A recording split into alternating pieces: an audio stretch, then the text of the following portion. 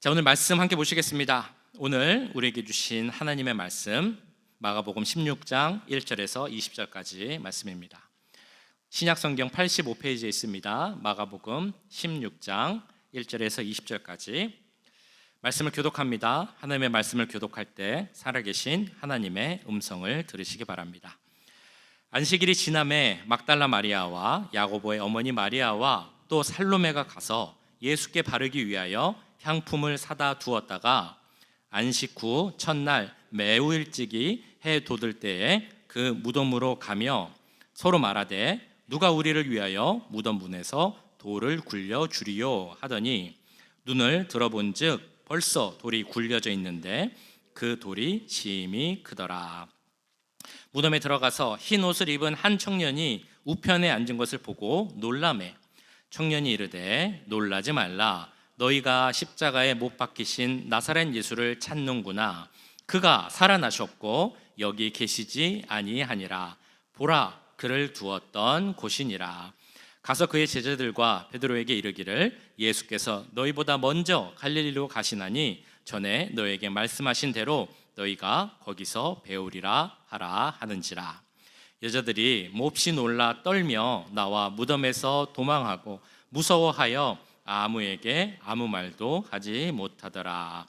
예수께서 안식 후 첫날 이른 아침에 살아나신 후 전에 7 귀신을 쫓아내어 주신 막달라 마리아에게 먼저 보이시니 마리아가 가서 예수와 함께하던 사람들이 슬퍼하며 울고 있는 중에 이 일을 알림해 그들은 예수께서 살아나셨다는 것과 마리아에게 보이셨다는 것을 듣고도 믿지 아니하리라. 그 후에 그들 중 2 사람이 걸어서 시골로 갈 때에 예수께서 다른 모양으로 그들에게 나타나시니 2 사람이 가서 남은 제자들에게 알리었으되 역시 믿지 아니하니라. 그 후에 11 제자가 음식 먹을 때에 예수께서 그들에게 나타나사 그들의 믿음 없는 것과 마음이 완악한 것을 꾸짖으시니 이는 자기가 살아난 것을 본 자들의 말을 믿지 아니함일러라. 또 이르시되 너희는 온 천하에 다니며 만민에게 복음을 전파하라. 믿고 세례를 받는 사람은 구원을 얻을 것이요 믿지 않는 사람은 정죄를 받으리라. 믿는 자들에게는 이런 표적이 따르리니 곧 그들이 내 이름으로 귀신을 쫓아내며 새 방언을 말하며 뱀을 집어 올리며 무슨 독을 마실지라도 해를 받지 아니하며 병든 사람에게 손을 얹은즉 나으리라 하시더라. 주 예수께서 말씀을 마치신 후에 하늘로 올려지사 하나님 우편에 앉으시니라.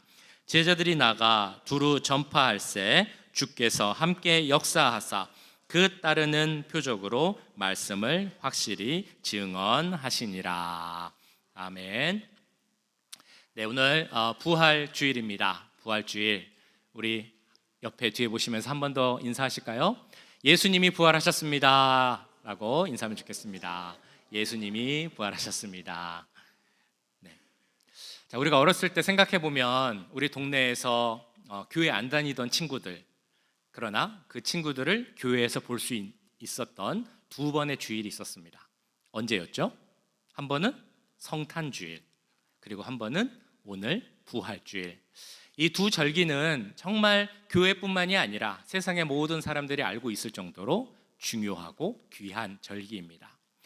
자, 그 중에서도 이 부활주일에 우리가 조금 더 초점을 맞춰보면 부활주일을 준비하며 우리가 고난주간을 보냈습니다. 고난주간을 보내며 십자가를 묵상했습니다. 그리고 십자가에서 죽으신 예수님이 3일 만에 부활하십니다. 이 부활주일에 있어서 그리고 우리 신앙에 있어서 중요한 2 기둥이 있다면 당연히 십자가와 부활, 이 2 가지일 것입니다. 이 2 가지가 다 중요합니다. 십자가가 없고 부활만 있다, 우리 기독교에 십자가는 없고 부활만 있다라고 하면 어떻게 될까요? 그거는 마치 어떤 환상을 갖는 것 같은 어떤 초신비적인 것만 강조하는 그런 허망한 종교가 될 것입니다. 반대로 십자가는 있는데 부활은 없다라고 하면 어떻게 되겠습니까? 십자가에서 죽으신 예수님, 그 죽음 너무나 귀한 것이죠. 숭고한 희생이 있는 종교지만 그러나 그 희생 정신만 남은 그런 종교가 될 것입니다. 그래서 사도 바울도 고린도전서를 보면 이렇게 이야기를 합니다. 예수님께서, 우리 그리스도께서 다시 살아난 것이 없다면 내가 너희에게 전하는 것도 다 헛된 것이고 너희가 믿는 그 믿음도 다 헛된 것이다 라고 말을 합니다.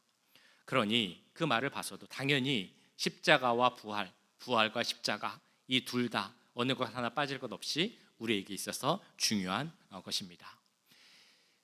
그 예수님의 부활을 축하하고 기념하고 감사하는 날이 바로 오늘 부활주일입니다. 근데 제가 이 설교를 준비하면서 이 질문을 한번 드려봐야겠다라는 생각을 했습니다. 부활주일을 맞이하는 진짜 마음이 어떠신가라는 그 질문입니다. 오늘 아침에 일어날 때 어떠셨습니까? 오늘 부활주일이야, 너무 기쁘고 감사해, 막 그러면서 일어나면서 해피 이스터 막 이러면서 오늘 부활주일인데 교회 가서 예배드릴 생각을 하니 막 심장이 쿵쾅쿵쾅 뛰고 마음이 설레서 어쩔 줄을 모르겠어, 그런 마음을 가지셨습니까? 아니면 부활주일 예전에 교회 다닐 때부터 목사님도 그렇게 강조하고 교회에서도 부활주일은 중요한 날입니다, 그렇게 해서 이 부활주일은 중요하고 귀한 날이구나, 그냥 그렇게만 생각하고 계십니까? 오늘 아침에 일어나면서 부활주일을 어떻게 맞이하셨습니까?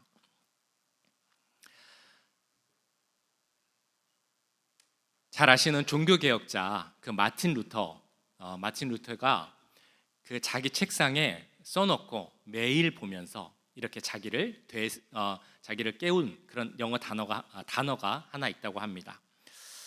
그 단어는 어떤 단어냐면 오늘 주보에도 나오고 아까 화면에도 나왔던 비비트라는 단어입니다.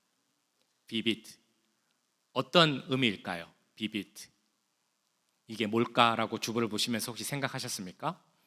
자, 이거는 라틴어인데요, 비비트라고 읽습니다. 어떤 의미냐면 살아계신다라는 그런 의미입니다. 마틴 루터가 책상에 비비트라는 단어를 쓰면서 자기가 어려울 때, 종교개혁하면서 어려울 때가 많이 있었겠죠. 예를 들면 동료들과 같이 종교개혁을 하는 사람들하고도 뭔가 좀 의견이 안 맞고 갈등할 때도 있었을 겁니다. 종교개혁을 반대하는 무리들이 신변에 위협을 하고 심지어는 목숨까지도 위협하는 일도 있었습니다. 그러니까 루터는 사실 그 종교개혁을 하면서 많이 힘들고 실망하고 좌절하고, 그래서 마음속에 불안, 우울 이런 것도 있었을 겁니다. 그런데 그럴 때마다 루터가 그 책상에 쓰여진 단어, 이 비비트라는 것을 보고 외치면서 주님은 살아계신다라고 외치고 스스로를 격려했다는 겁니다. 이와 관련된 또 하나의 재미있는 일화가 있습니다. 그 아내가 있는데요, 이 아내가 있는데 마틴 루터가 한 번은 그 종교개혁이 거의 다 될 쯤에 너무 힘들어서 아무것도 못하고 무기력증 이런 거에 걸려서 침대에 누워 있었다고 합니다. 그러면서 이렇게 녹두리를 했다고 합니다. 이제 다 끝났어, 이제 더 못하겠어, 이런 말을 하고 있었습니다. 그때 그 말을 듣던 부인이 갑자기 나가서 상복을 갈아입고 들어왔습니다. 루터가 깜짝 놀라서 물어봤겠죠. 아니, 누가 죽었습니까? 왜 갑자기 상복을 입고 그렇게 들어옵니까? 라고 했더니 부인이 이렇게 이야기를 합니다. 우리 하나님이 돌아가셨습니다. 루터가 깜짝 놀랐겠죠. 아니, 이거 무슨 말도 안 되는 소린가? 무슨 우리 하나님이 죽습니까? 무슨 그런 이야기를 합니까? 라고 말을 했더니 부인이 이렇게 이야기를 하는 겁니다. 하나님이 돌아가시지 않았다면 당신은 왜 지금 그렇게 누워 있는 겁니까? 루터의 아내가 정색을 하고 말했습니다. 그 이야기를 듣고 루터가 정신이 바짝 났다고 합니다. 그렇지, 하나님은 살아계시지, 하나님이 살아계신데 내가 이러고 있을 필요가 없지라고 깨달았다라는 것입니다. 그의 삶 속에 사방이 꽉 막혀서 정말 아무것도 보이지 않고 답답하고 암울할 때마다 루터는 그 책상에 쓰인 단어 비빗라는 것을 외치며 살아계시다, 살아계시다 라는 것을 통해 하나님의 살아계심을 선포하고 그를 통해 힘을 얻었다라는 그 이야기입니다. 오늘 부활주일을 맞아서 제가 여러분들께 드리고 싶은 질문이 두 가지가 있습니다. 하나는, 첫 번째는 예수님께서 정말 부활하심을 믿으십니까? 라는 질문입니다. 제가 질문을 드리겠습니다. 다시 들으면 대답을 해주세요. 우리 예수님이 십자가에 죽으셨지만 3일 만에 다시 부활하심을 믿으십니까? 네. 그러면 이 두 번째 질문도 잘 듣고 대답해 주세요. 예수님의 부활을 믿으신다면 그 예수님의 부활이 지금 오늘 나와 어떤 상관, 연결이 되십니까? 그 부활이 나에게 어떤 영향을 주고 있습니까? 지금 오늘 살아가는 나에게 어떤 영향력을 미치고 있는지, 그 질문을 드립니다. 좀 어려운 질문이기도 하죠. 우리 대답해 주신 것처럼 우리도 부활할 수 있습니다 라는 그 소망과 확신을 갖게 하기도 합니다. 그런데 제가 정말 궁금한 것은 그 부활이 오늘 이따가 집에 가셔서 사시는 그 삶에 어떤 영향을 미치느냐라는 것이 바로 저의 질문입니다. 우리는 어떤가? 그 부활이 나의 삶에 어떤 영향을 미치고 있는가? 그걸 생각해 보기 위해서 오늘 말씀에 나오는 그 여인들의 모습을 통해서 과연 우리는 그런 모습이 있지 않은가 한번 생각해 보기 원합니다. 먼저 부활하신 예수님을 만나기 전의 여인들의 모습, 그 모습을 생각해 보면 그들은 예수님을 알았지만 부활은 몰랐던 그런 인물이었습니다. 예수님은 알지만, 예수님은 사랑하지만 부활은 알지 못하고 믿지 못하던 그 상태의 여인들의 모습, 1절에서 3절까지 우리가 볼 수 있습니다. 안식일이 지남에 막달라 마리아와 야고보의 어머니 마리아와 또 살로메가 가서 예수께 바르기 위하여 향품을 사다 두었다가 안식 후 첫날 매우 일찍이 해 돋을 때에 그 무덤으로 가며 서로 말하되 누가 우리를 위하여 무덤 문에서 돌을 굴려 주리요 하더니. 자, 이거는 이런 내용입니다. 예수님께서 금요일 날 십자가에 죽으신 후에 아리마대 요셉이라는 사람이 준비해 놓은 그 무덤에 장사가 되었습니다. 근데 그날 금요일은 해가 지면 안식일이 시작하기 때문에 사실은 예수님의 그 장례 준비를 제대로 하지 못하고 예수님은 급하게 그 무덤에 안치가 되었습니다. 자, 그러다 보니까 늦게라도, 시간이 지났지만 늦게라도 이 여인들이 그 예수님의 그 죽으신 몸, 시체, 사체에 내가 늦게라도 향유를 발라야겠다라고 생각을 하고, 그래서 안식 후 첫날 새벽 그 이른 아침부터 그 무덤에 찾아간 것입니다. 이 여인들은 어떤 여인이었습니까? 예수님을 정말 사랑하고 따랐던 여인들입니다. 예수님을 만남으로 그 삶이 변했던 여인들이었습니다. 예수님께 많은 은혜를 받은 사람들이었습니다. 그래서 예수님을 정말 사랑하고 쫓았던 여인들이죠. 예수님께서 십자가에 못 박히실 때도 다른 제자들은 다 도망갔지만 이 여인들은 끝까지 그 밑에 남아서 십자가에 못 박히신 예수님을 바라본 자들이 바로 이 여인들이었습니다. 예수님이 돌아가신 후에도 내가 그 몸에 향유라도 발라드려야겠다, 그 마음으로 예수님을 찾아간 여인들이 바로 이 여인들, 마리아와 그 여인들이었다는 겁니다. 그러나 그 마음 한편에는 예수님을 정말 사랑하고 그리워하는 마음이 있었겠지만 한편으로는 분명 실망하고 절망하는 마음이 있었을 겁니다. 그렇게 따랐던 예수님께서 이렇게 무기력하고 비참하게 십자가에 못 박혀 죽으시다니, 나는 예수님을 정말 구원자로 믿었는데, 메시아로 따랐는데 예수님께서 이렇게 죽으시면 나는 어떻게 해야 하나, 그 좌절감, 무력함, 이런 것들이 있었겠죠. 한숨과 절망, 두려움만 남았을 것입니다. 이때까지의 그 여인들의 모습을 보면 그들은 분명 예수님을 알았습니다. 그러나 부활은 몰랐던 상태의 사람들이었다는 것입니다. 혹시 우리 가운데 지금 이 여인들의 모습, 그러니까 예수님은 알지만 부활은 모르는, 부활은 믿지 못하는 그런 모습이 있지 않은지 한번 생각해 보기 원합니다. 교회를 오래 다녔어도 십자가에 대한 확신이 없을 수 있습니다. 신앙생활 오래 했으면서도 부활에 대한 확신이 없을 수 있습니다. 십자가에 대한 그 말씀 우리가 얼마나 많이 들었습니까? 예수님께서 십자가에 죽으셨습니다. 우리 죄를 대신해 죽었습니다. 그 예수님을 믿으면 보혈의 능력을 우리는 죄사함 받고 구원받습니다. 너무나 많이 듣고 잘 아는 그런 내용입니다. 그렇지만 그것을 제대로 믿지 못하고 확신하지 못할 수 있다는 것입니다. 부활도 마찬가지입니다. 예수님이 부활하셨다는 그 말씀 얼마나 많이 들었습니까? 그러나 부활을 확신할 수 없을 수도 있다라는 것입니다. 얼마나 안타까운 일입니까? 신앙생활을 그렇게 오래 했는데, 그리고 이 부활이 주는 소망과 능력이 그렇게 큰데 우리가 부활을 듣고 머리로는 알고 있지만 제대로 믿지 못하고 확신하지 못한다면, 부활이 나의 것이 되지 못한다면 그것이 정말 얼마나 안타까운 일이겠습니까? 우리 가운데는 그런 분이 한 분도 안 계시면 좋겠습니다. 교회를 오래 다녔지만 부활에 대한 소망 없이 확신 없이 살아가는 그런 사람, 그런 분이 한 분도 계시지 않기를 정말 간절히 바랍니다. 그럼 우리가 어떻게 부활의 확신을 확실히 가질 수 있겠습니까? 어떻게 하면 우리가 부활에 대한 믿음을 가질 수 있습니까? 그 방법은 분명하지만 간단합니다. 바로 부활하신 주님을 만나는 것.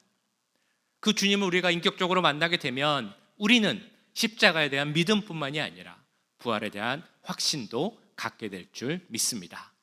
그 말씀이 오늘 마가복음 9장에 이렇게 나옵니다.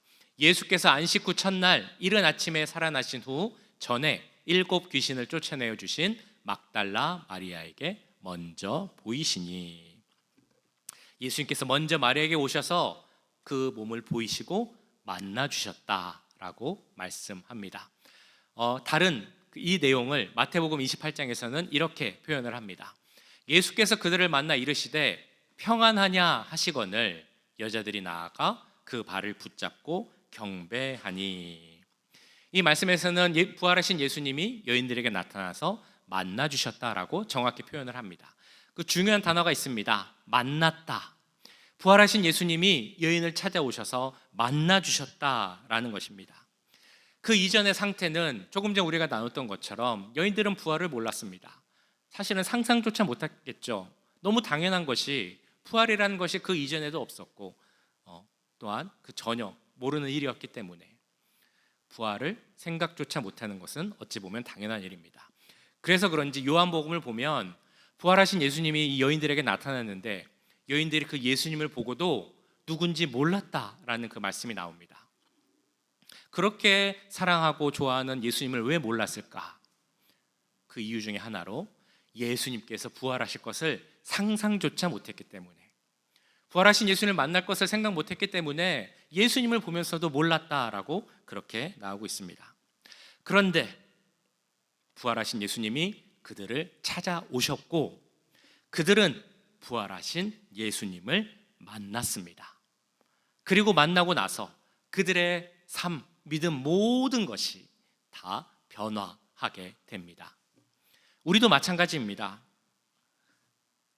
신앙을 우리가 갖기 위해서 어떻게 해야 되겠습니까? 제대로 된 신앙생활을 하기 위해서 그냥 우리가 단순히 주일날 교회 나오고 주일날 한번 예배드리고 이렇게 한다고 해서 우리의 신앙이 더 굳건해지는 것은 아닙니다. 우리에게 필요한 것, 우리가 정말 제대로 믿음 생활을 하기 위해서 필요한 것은 바로 만남입니다. 우리를 위해 죽으신 주님, 그러나 3일 만에 부활하신 그 주님을 인격적으로 만나는 것이 중요합니다. 그래서 십자가나 부활이나 머리로만 알고 귀로만 듣는 그것이 아니라 내가 정말 그 분을 나의 주님으로 고백할 수 있어야 한다는 것입니다. 나의 주님이 나를 위하여서 이 땅에 오셨습니다. 우리 예수님이 나를 위하여서 십자가에 못 박혀 죽으셨습니다. 그리고 그 주님이 나를 위하여서 3일 만에 부활하셨습니다. 이런 고백하실 수 있으십니까? 부활하신 주님을 우리가 인격적으로 만나면 이런 고백이 우리 가운데 나오게 될 줄 믿습니다. 정말 안타깝게도 아직도 많은 분들이 부활의 주님을 지식으로만 알고 있습니다. 부활에 대해서 들은 것이 많고 지식이 많기에 많은 것을 이야기할 수 있습니다. 그러나 실제로 부활의 주님을 만나지 못한 경우도 있다는 것입니다. 부활의 주님을 만나지 못하면 그 2000년 전에 일어났던 그 부활의 사건, 예수님이 다시 일어나신 그 사건은 지금 이 2026년을 살아가는 나와는 아무런 상관이 없는, 관계없는 그런 사건이 되고 맙니다. 그렇기에 저는 우리 여기 계신 모든 분들을 축복하며 이렇게 기도합니다. 부활하신 주님을 만나는 그 은혜가 여기 계신 모든 분들에게 임하기를 간절히 기도합니다. 그래야 내 삶 속에 정말 살아계셔서 지금도 역사하시는 그 주님을 만날 수 있기 때문입니다. 그리고 그 주님을 만나야 우리도 루터처럼 살아계십니다, 살아계십니다, 비빗라고 외치면서 내 삶에 역사하시는 그 하나님의 일하심을 바라보고 경험할 수 있기 때문에 그 귀한 은혜, 만남의 은혜가 여기 계신 모든 분들에게 임할 수 있기를 간절히 축복합니다. 혹시 이런 질문이 생기십니까? 예수님은 2000년 전에 오시고 죽으셨는데, 그리고 부활하셨는데 그 예수님을 내가 지금 어떻게 만납니까? 2000년이나 차이가 있는데 예수님을 어떻게 만납니까? 어떻게 만날 수 있을까요? 예수님께서 죽으시고 부활하시고 승천하신 후에 우리에게 보내주신 분이 있습니다. 바로 성령님이시죠.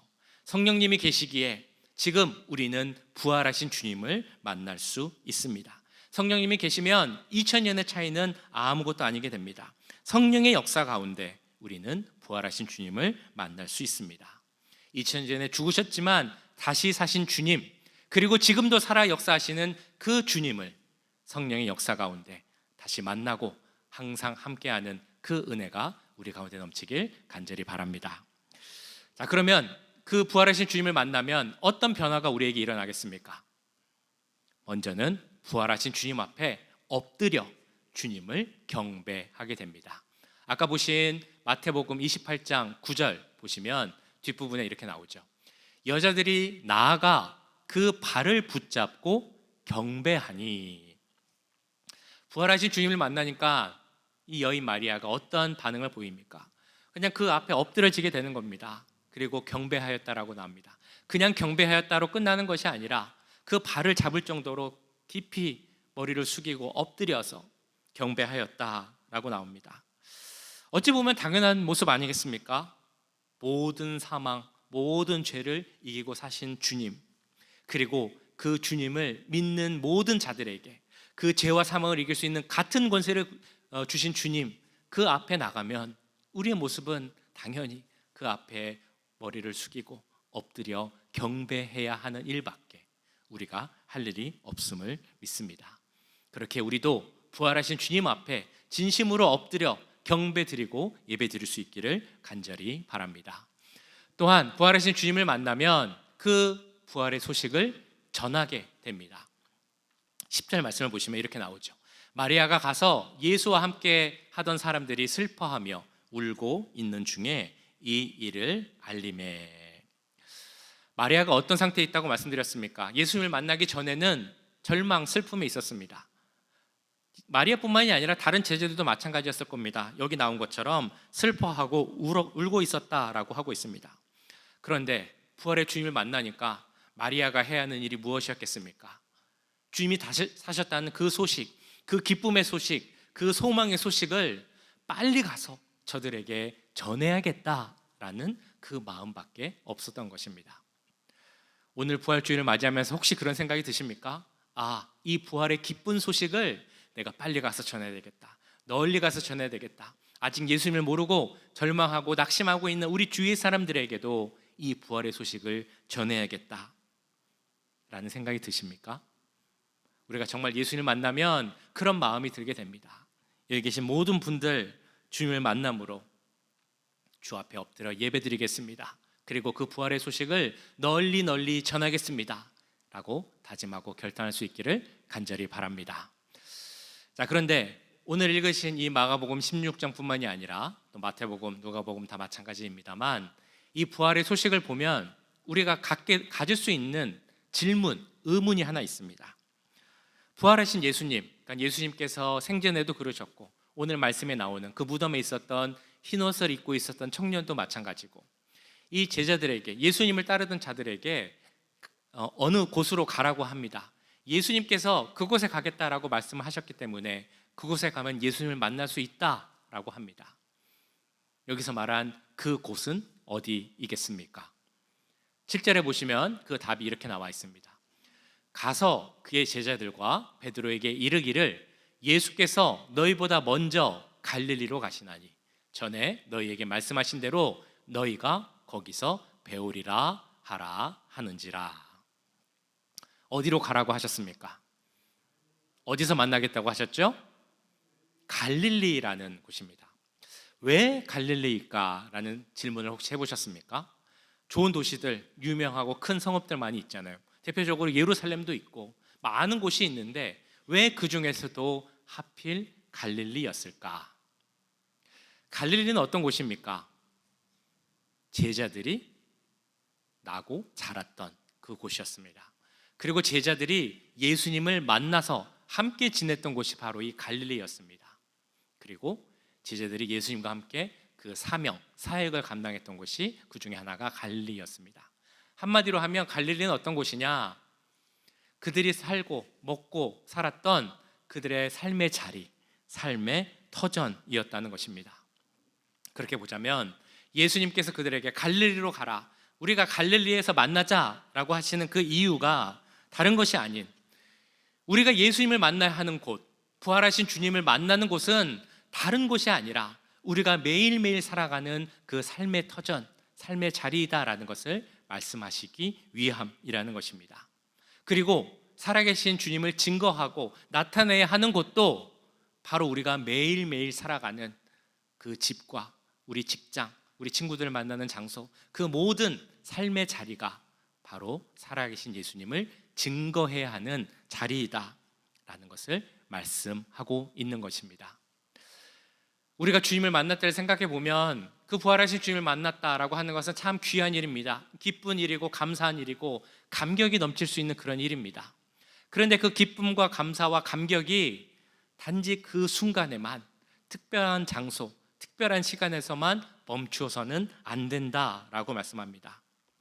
살아계신 예수님과 함께하는 일, 그 예수님을 예배하고 경배하는 일, 그리고 살아계신 하나님을 증거하는 일, 이 모든 일은 어디서 일어나야 하느냐? 바로 내가 살아가는, 매일매일 숨쉬고 밥 먹고 자고 하는 그 삶의 자리에서 살아계신 부활하신 하나님을 증거할 수 있어야 한다는 것입니다. 처음에 드렸던 질문 중에 두 번째 질문을 다시 한번 드려보겠습니다. 예수님께서 부활하심을 믿으신다면 그 예수님의 부활이 지금 오늘 2026년 4월 5일을 살아가는 지금 나와 어떤 상관이 있으십니까? 그 부활이 나에게 어떤 영향을 주고 있습니까? 어떤 상관이 있으십니까? 오늘 예배드리고 나가서 우리가 집으로 돌아갈 때 예수님의 부활이 그런 나에게 어떤 영향을 주겠습니까? 예수님의 부활이 단지 2000년 전쯤에 일어났던, 저 유대 땅에서 일어났던 한 사건으로만 끝나서는 안 될 것입니다. 예수님은 지금도 살아계신 분이고, 지금도 우리와 함께 하시는 분이고, 지금도 나의 삶의 현장에서 우리를 지키시는 분이심을 믿습니다. 예수님께서 날마다 삶의 현장에서 우리와 함께 하시기 때문에 우리는 두려움도, 걱정도, 불안도, 우울도 다 내려놓고 주님과 함께 살 수 있습니다. 그것을 증거할 수 있는 우리가 되길 간절히 바랍니다. 혹시 힘든 일이 있으십니까? 그러면 우리도 비빗 주님은 살아계십니다. 하나님은 부활하셨습니다. 이렇게 외치면서 그 부활의 능력으로 하루하루 살아가고 승리할 수 있기를 주님의 이름으로 간절히 축원합니다.